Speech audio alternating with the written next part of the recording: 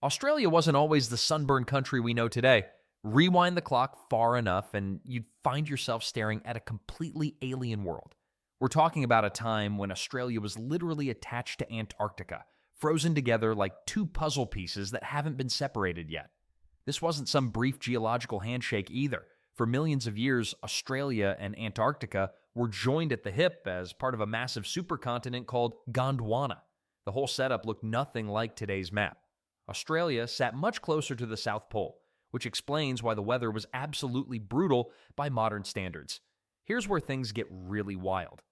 Much of what we now call inland Australia was completely underwater, covered by a giant sea called the Eromanga Sea. And this wasn't just a big lake we're talking about. The Eromanga Sea stretched across huge chunks of the continent, turning Australia into something that looked more like a collection of islands than the solid landmass we know today. The water wasn't exactly inviting either. Cold currents swept through these ancient seas, fed by the icy conditions down south. Swimming? Forget about it. Even if you ignored the prehistoric monsters lurking beneath the surface, the water temperature alone would have been enough to send you into shock within minutes. Then there's the climate situation, which was basically the opposite of Australia's reputation as a hot, dry continent. Cool, wet conditions dominated the landscape. Rain fell regularly across regions that are now bone-dry desert. Icy winters hit the southern parts with a vengeance, creating conditions that would make a modern Australian reach for every piece of winter clothing they could find. But wait, it gets more interesting. The plant life back then was dominated by towering conifer forests. We're not talking about the eucalyptus trees and scrubland that define Australia today. Picture massive pine-like trees stretching toward the sky, creating dense forests that blocked out most of the sunlight at ground level. These weren't your garden variety Christmas trees either. Some of these ancient conifers grew to absolutely enormous sizes, creating a landscape that would feel more at home in Canada or Siberia than modern Australia. The positioning near the South Pole meant that seasonal changes were extreme beyond anything most people experience today. Winter days could drag on with barely any sunlight, while summer brought extended periods of daylight that seemed to stretch forever. The whole rhythm of life operated on a completely different schedule. What's really mind-bending is how this connects to Australia's eventual transformation. The continent was slowly drifting northward, but this wasn't a quick journey by any means. We're talking about movement measured in centimeters per year over millions of years. During this epic road trip north, everything about Australia was changing. The Eromanga Sea began to retreat as the continent shifted and sea levels changed. Those massive conifer forests started facing different climate conditions as Australia moved away from the polar regions. The whole ecosystem was in a constant state of flux, adapting to new temperatures, rainfall patterns, and seasonal cycles. And the weird part is that evidence of this ancient world still exists today. Fossil discoveries keep revealing creatures and plants that lived in this very different version of Australia. Marine fossils turn up in areas that are now hundreds of kilometers from the nearest ocean, proving that the Eromanga Sea was very real. Rock formations tell stories of those ancient forests and the climate conditions that supported them. Even the soil in certain regions carries chemical signatures from that distant past, like a geological memory of when Australia was a much wetter, cooler place. This wasn't just a minor climate difference we're discussing. The entire character of the continent was fundamentally different. Rivers flowed where deserts now stretch for thousands of kilometers. Forests thrived where nothing but scrub brush grows today. The whole place operated under completely different rules. Understanding this ancient Australia helps explain why the continent's later transformation was so dramatic. The journey from that cold, wet, forested world attached to Antarctica to the hot, dry continent we know today represents one of the most extreme makeovers in geological history. But as dramatic as these climate and geographical changes were, they were just the beginning of Australia's transformation into something far more challenging and unpredictable than most people realize. Australia's ancient climate wasn't just different from today. It was absolutely bonkers. While modern Australians complain about a few degrees of temperature change, prehistoric Australia threw weather tantrums that would make today's extreme weather look like a gentle breeze.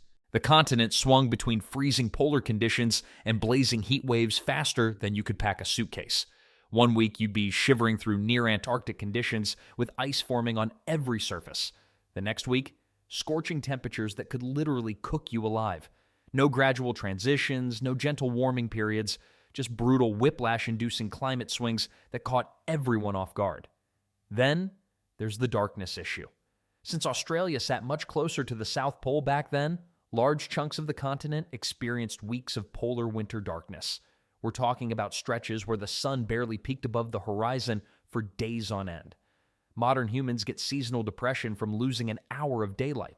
Early Australians dealt with entire weeks where twilight was the brightest part of the day.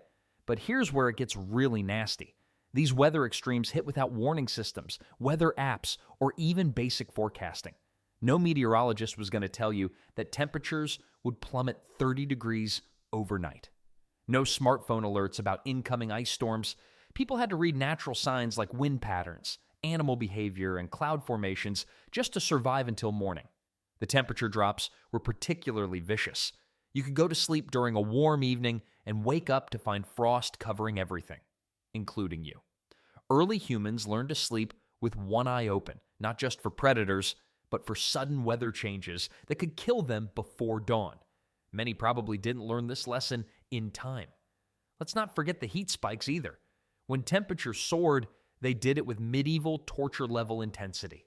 The same landscape that was freezing a few days earlier could become a furnace that made walking during daylight hours practically impossible. Water sources that seemed abundant during cooler periods would evaporate rapidly, leaving travelers stranded in increasingly hostile terrain. And the weird part is how these extreme swings affected everything around early humans. Plants withered and died during unexpected heat waves. Animals migrated frantically, trying to escape conditions their instincts weren't prepared for. Food sources disappeared overnight when weather patterns shifted dramatically. Even the most experienced hunters and gatherers found themselves constantly adapting to conditions that changed faster than they could respond. Well, the wind patterns made everything worse. Ancient Australia's position near the South Pole meant it caught different wind currents than today's Australia.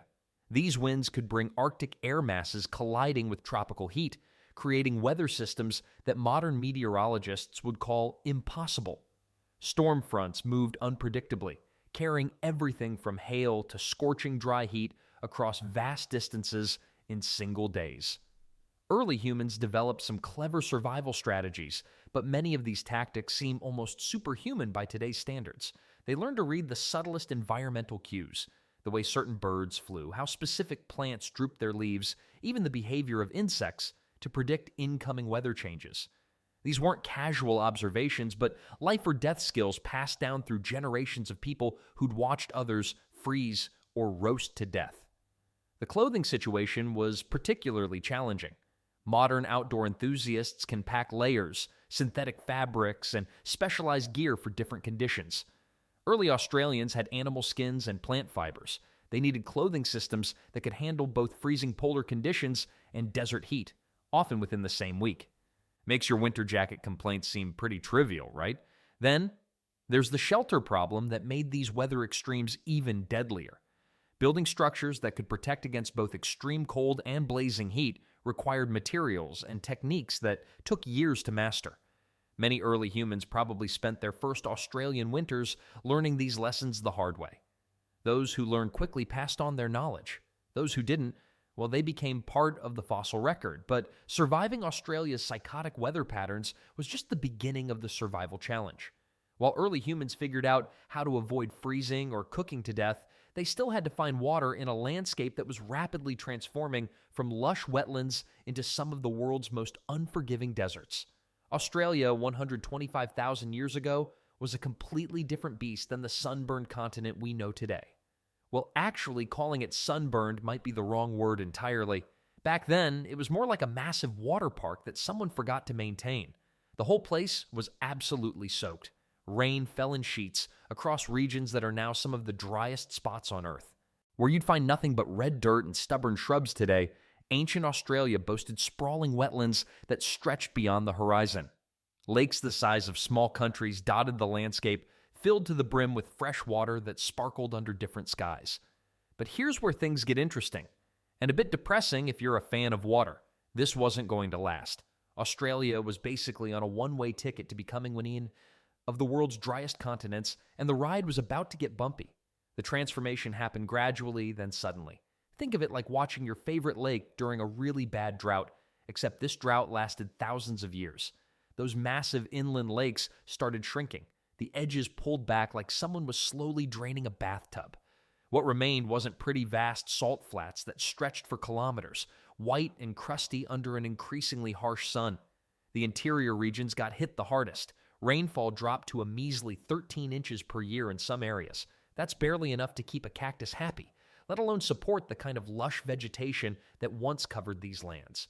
To put that in perspective, London gets about 23 inches of rain annually, and people there complain about umbrellas constantly. Then there's the forest situation, which is honestly heartbreaking when you think about it. These weren't just any forests, we're talking about towering giants that had stood for centuries, thick canopies that blocked out the sun and created their own little weather systems. Root networks so complex they could probably teach modern engineers a thing or two about water management. Slowly but surely, these green cathedrals started dying back. Not all at once, that would have been too dramatic. Instead, they retreated bit by bit, leaving behind scrubland that looked like nature's version of a bad haircut. Dense woodland became scattered trees. Scattered trees became lonely shrubs. And those lonely shrubs?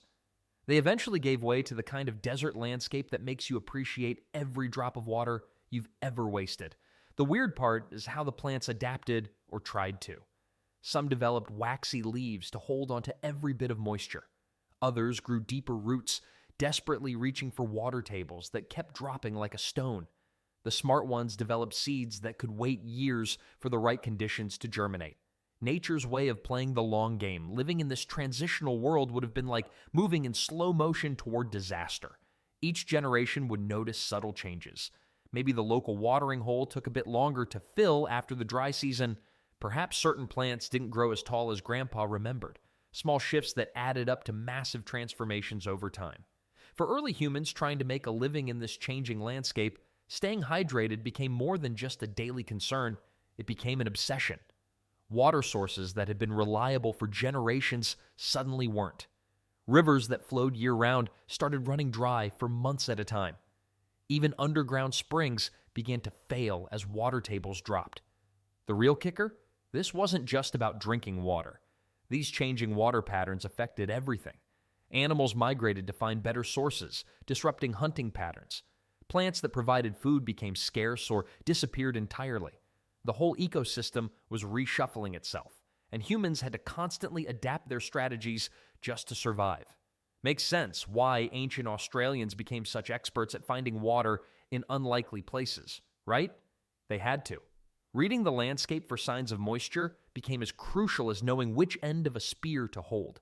A slight change in vegetation color, the way certain birds flew, even how the ground felt underfoot, all became clues in an endless treasure hunt for H2O. But water wasn't the only challenge in this transformed landscape. Once the environment finished its dramatic makeover, it attracted some new residents that made staying hydrated seem like a minor inconvenience. So you survived the scorching heat, freezing winters, and vanishing water sources. Congratulations. But here's where things get really interesting. Ancient Australia wasn't just battling you with weather and thirst, it was actively trying to eat you. During the Cretaceous period, roughly 100 million years ago, Australia hosted some of the most terrifying predators our planet has ever seen. We're talking about creatures that would make today's crocodiles look like cute pets. Giant reptiles dominated every corner of this ancient landscape, turning what might seem like a peaceful stroll into a deadly game of hide and seek. The land crawled with massive dinosaurs that had zero interest in being your friend. Australovenator, nicknamed the Southern Hunter, stretched nearly 20 feet long and packed razor-sharp claws designed for one purpose: shredding whatever crossed its path. This wasn't some slow, lumbering beast from the movies. Australovenator moved fast, hunted smart, and could probably smell you from miles away. But wait, there's more bad news coming your way. The ancient seas surrounding Australia were equally nightmarish. Marine reptiles like plesiosaurs glided through the Eromanga Sea with necks longer than school buses and teeth that could punch through bone like toothpicks. These ocean giants reached lengths of 50 feet or more. A single bite could swallow an entire human without the creature even noticing its snack. Kronosaurus, another marine terror, boasted a skull alone measuring 9 feet long.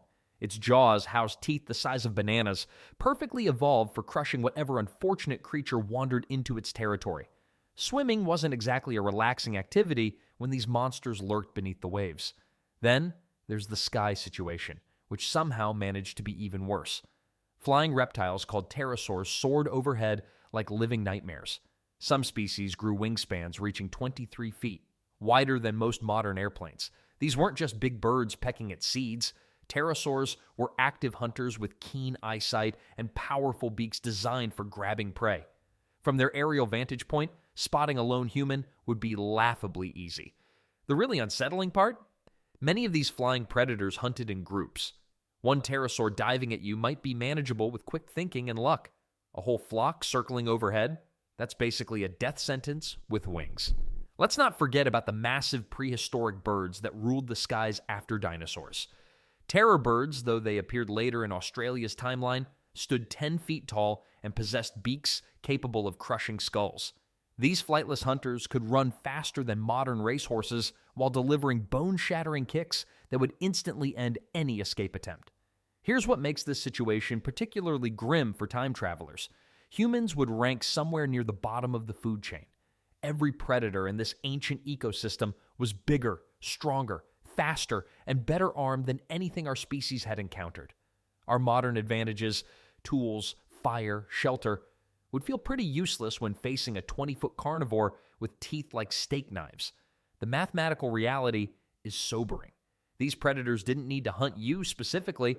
You'd simply represent an easy meal wandering into their territory. Most of these creatures could swallow a full-grown human in just a few bites, treating people like appetizers rather than main courses. Survival would require constant vigilance and incredible luck. Every shadow could hide a waiting predator. Every splash in the water might signal an approaching marine reptile. Every sound from above could mean pterosaurs had spotted their next meal. The landscape offered few safe spaces. Dense forests provided some cover, but also created perfect ambush opportunities for land predators. Open areas left you exposed to aerial attacks. Coastlines brought you dangerously close to marine predators. Even sleeping became a calculated risk, requiring strategic positioning and backup escape plans. And here's the kicker. These massive predators were just the opening act. The real stars of Australia's dangerous wildlife show were still waiting in the wings, preparing for their grand entrance. While dinosaurs and marine reptiles were certainly terrifying, they pale in comparison to what came next in Australia's evolutionary story. The megafauna era was about to begin, bringing creatures so massive and bizarre that they make these prehistoric predators look almost reasonable by comparison. Giant reptiles ruled the ancient world for millions of years, but their time eventually came to an end. What replaced them was something equally terrifying, yet completely different. Australia became home to creatures so massive they make today's largest animals look like house pets. Welcome to the age of megafauna. These weren't your typical oversized zoo animals. We're talking about marsupial lions with bone-crushing jaws, kangaroos that stood 3 meters tall, and wombats the size of small cars. The Diprotodon, Australia's largest marsupial ever, weighed as much as a rhinoceros and stood nearly 2 meters at the shoulder. Just one of these beasts could flatten a modern human without breaking stride. But here's where it gets really wild. These giants didn't live in some distant prehistoric era millions of years ago. They were wandering around Australia until roughly 40,000 years ago.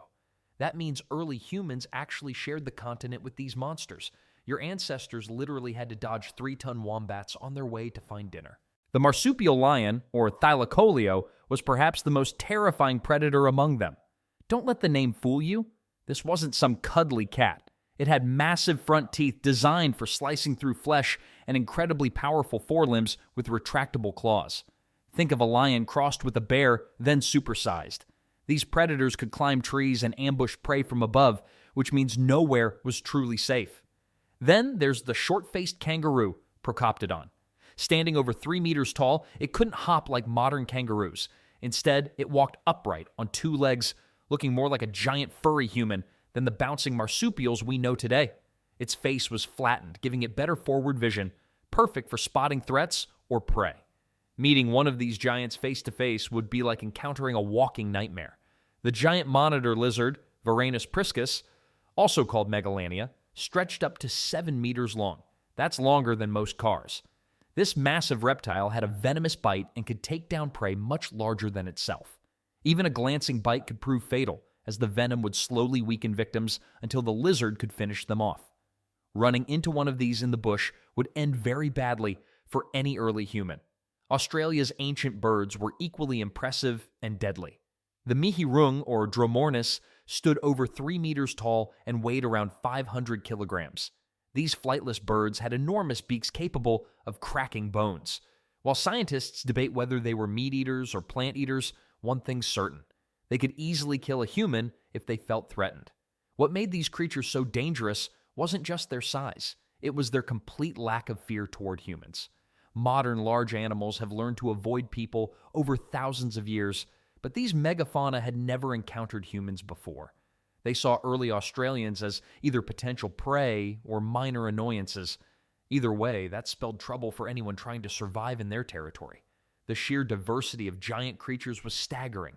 Giant echidnas with spines like spears, massive pythons that could swallow a person whole, enormous crocodiles in the waterways. Even the herbivores posed serious threats. A startled giant wombat or diprotodon could easily trample someone to death. Living alongside these giants required incredible skill and courage. Early humans had to learn the behavior patterns of creatures that could kill them instantly. They needed to know which areas to avoid, what sounds meant danger, and how to escape when things went wrong. One mistake around a marsupial lion or giant monitor lizard meant game over. The extinction of Australia's megafauna around 40,000 years ago remains one of archaeology's biggest mysteries. Climate change played a role, but many scientists believe human arrival was the final nail in the coffin. These massive creatures had survived ice ages and droughts for millions of years, but they couldn't adapt to a new type of threat: clever, tool-using primates.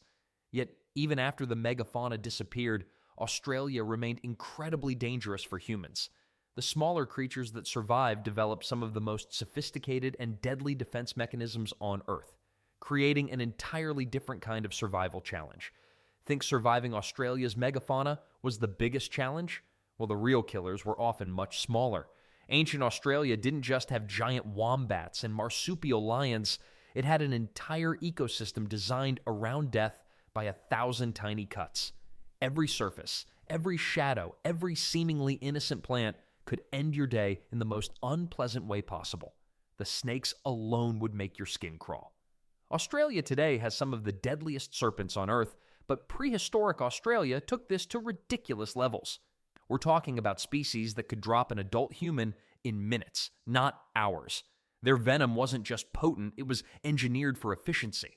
One bite, maybe two, if you were unlucky enough to step on a cranky individual, and you'd be having a very bad time. The worst part? These deadly noodles loved hiding in exactly the places humans needed to go: near water sources, under fallen logs, and in the shade of rocks where you'd want to rest. But snakes were just the opening act. The real stars of this horror show were the arthropods, basically anything with more legs than you'd prefer. Giant spiders the size of dinner plates lurked in crevices, their fangs dripping with enough venom to make a grown person convulse. These weren't the relatively manageable huntsman spiders of modern Australia. These were prehistoric monsters that treated human flesh like a convenient snack delivery system. Then, there were the insects that turned every meal into a game of Russian roulette. Massive centipedes with lightning-fast reflexes and enough poison to cause organ failure. Beetles with mandibles that could puncture skin like paper. Even the seemingly harmless-looking bugs carried parasites and diseases that could turn a small bite into weeks of agony, if you survived that long. The plant kingdom wasn't feeling particularly friendly either. Evolution had turned the flora into botanical weapons of mass destruction. Innocent-looking berries packed enough toxins to shut down your nervous system before you realized your mistake. Seeds that appeared perfectly edible would cause internal bleeding within hours. Thorns weren't just sharp, they were coated with natural compounds that prevented wounds from healing properly. Let's not forget the aquatic nightmare fuel. Every water source was basically a liquid minefield. Freshwater streams hosted creatures with stinging cells that could paralyze limbs. Even drinking water required extreme caution because microscopic parasites were always ready to set up shop in your digestive system. Getting a drink meant risking everything from violent illness to complete organ failure. The truly diabolical part was how these dangers layered on top of each other. You might successfully avoid the giant spider in the morning, only to grab a poisonous plant for lunch, then step on a venomous snake while searching for clean water in the evening. It was like playing a video game where every level introduced new ways to die, except there were no extra lives or respawn points. And here's the kicker: modern medicine didn't exist. No antivenom, no antibiotics for infected wounds, no painkillers for the excruciating symptoms. A single bee sting could trigger allergic reactions that would be easily treatable today, but were basically death sentences back then. Even minor scrapes from thorny plants could develop into life-threatening infections within days. The psychological toll was probably just as brutal as the physical dangers. Every step required constant vigilance. Every meal was a potential last supper. Sleep became a luxury because lying down meant exposing yourself to ground-dwelling creatures that preferred hunting at night. The stress of constantly scanning for threats would wear down even the toughest survivors. What made this especially cruel was the unpredictability. A perfectly safe camping spot could become deadly overnight when a family of venomous creatures decided to move in. Weather changes could drive normally reclusive, dangerous animals into open areas where humans traveled. There was no such thing as a routine day when every environmental element seemed designed to test your survival skills. The ancient Australians who managed to thrive in this toxic wonderland developed incredible knowledge about which plants, animals, and locations to avoid. They created detailed mental maps of danger zones and safe passages. But even with generations of accumulated wisdom, the margin for error remained razor thin. Yet somehow, they not only survived these daily death traps, they learned to work around them. But dodging venomous creatures and poisonous plants was just one piece of the survival puzzle they faced every single day. Fires might have helped clear the landscape, but they didn't solve the bigger problem staring every human in the face. Where's your next meal coming from? In ancient Australia, that question could mean the difference between living another day and becoming someone else's dinner. Finding food wasn't like strolling through a grocery store. Wild nuts and seeds only ripened during certain seasons, and when they did, you weren't the only one interested. Giant wombats, massive kangaroos, and countless other creatures were after the same resources. Competition was fierce, and losing meant going hungry. Then there's the water situation. We're talking about sources that could be hundreds of kilometers apart. Think about that for a second. You'd need to plan your entire food gathering strategy around where you could actually get a drink. No water meant no survival, regardless of how much food you managed to collect. But let's say you found some promising plants. Well, many of them were trying to kill you. Australia's ancient flora had evolved some nasty tricks. Some seeds contained toxins that could drop you in minutes. Others had compounds that would make you violently sick for days. The clever part: some plants could be made safe to eat, but only if you knew the exact cooking method. Get it wrong, and your last meal becomes literally your last meal. Hunting presented its own nightmare scenario. You're out there with basic tools, trying to catch animals that could easily outrun, outfight, or simply outlast you. Makes sense that you'd target smaller prey, right? Wrong. Those smaller animals were exactly what the big predators wanted too. Marsupial lions weren't going to politely wait their turn while you finished hunting. Picture this awkward situation. You've spent hours tracking a decent-sized animal, finally corner it, and suddenly hear the growl of something much larger behind you. Now you're not the hunter anymore, you're the one being hunted, and your potential dinner just became bait in someone else's trap. The seasonal element made everything worse. During good times, when rains came and plants flourished, you could gather enough to last a while. But Australian weather was unpredictable. A drought could wipe out food sources for months. Rivers would dry up, plants would wither, animals would migrate or die off entirely. Starvation wasn't just a possibility, it was a constant threat hovering over every decision. Do you stay in an area with limited resources or risk traveling to unknown territory? Do you eat those questionable berries now or save them for when things get desperate? Every choice carried life or death consequences. And the weird part is, even if you successfully hunted something, the problems weren't over. You had to process the meat quickly before it spoiled. No refrigeration meant you either ate fast, shared with others, or watched your hard-earned food rot. Preservation techniques existed, but they required time, materials, and knowledge that not everyone possessed. Storage was another headache. Let's not forget that anything you managed to gather had to be protected from other hungry creatures. Insects, small mammals, and birds would raid your supplies given half a chance. Building secure storage while living a nomadic lifestyle? Nearly impossible. Some groups developed ingenious solutions. They learned which plants needed special preparation, soaking, grinding, or cooking in specific ways to neutralize toxins. They discovered seasonal patterns and planned movements accordingly. They developed tools and techniques for hunting that gave them slight advantages over their prey. But even the most skilled hunters and gatherers faced lean times. Bad weather, failed hunts, poisonous mistakes, or simple bad luck could push anyone to the edge of starvation. The margin for error was essentially zero. What made survival even trickier was that food procurement took enormous amounts of time and energy. You couldn't just spend a few hours gathering dinner. Finding, preparing, and consuming enough calories to survive was often an all-day affair. This left little time for other essential activities like shelter building or tool making. The competition extended beyond just animals. Other human groups were also competing for the same limited resources. Territorial disputes over productive hunting ground or reliable water sources weren't uncommon. Sometimes cooperation worked better than competition, but that required trust and shared knowledge. Luxuries not always available. Getting enough food was exhausting work, but malnutrition was just the beginning of your health problems in ancient Australia. When disease and injury weren't busy trying to kill you in prehistoric Australia, shelter became your next life or death puzzle. And here's the thing nobody talks about. Finding a decent place to sleep wasn't just about comfort, it was about surviving until morning. Ancient Australia wasn't exactly packed with convenient caves or rock overhangs. Sure, some existed, but they were rare gems scattered across a massive continent. Most of the landscape stretched out in endless plains, wetlands, or scrubland. No cozy hillsides dotted with perfect little caves like you see in movies.